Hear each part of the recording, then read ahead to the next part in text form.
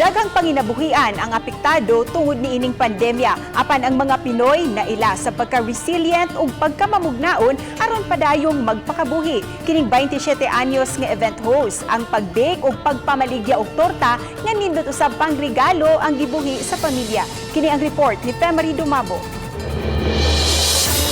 Ang pag-host diha sa events, singer o violinista pa sa mga event maoy source of income ni Kim Rindon sa wapang pandemya. Hinungdan nga usa siya sa grabe napektuhan sa pag-igo sa COVID-19. Din gidili ang mga tigom.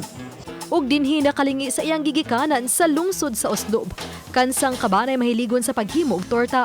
Mag-start ka po og baking, no, since it's my passion man gyud noon, although wala jud ko yung formal education ana.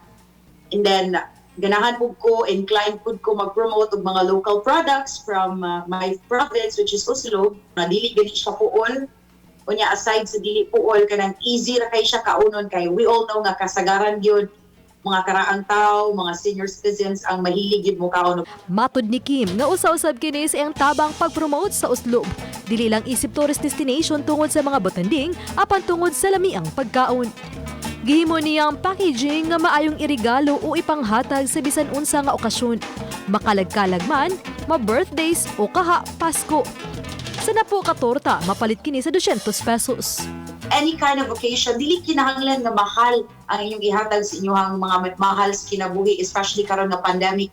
Torta lang, fights na kayo. Kay di mabuwag ang iyang pagka-singer.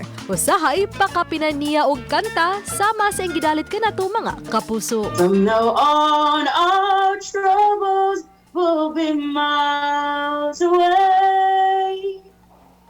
And have yourself a merry little Christmas now.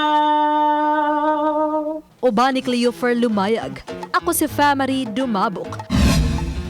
Balitang Bisdak.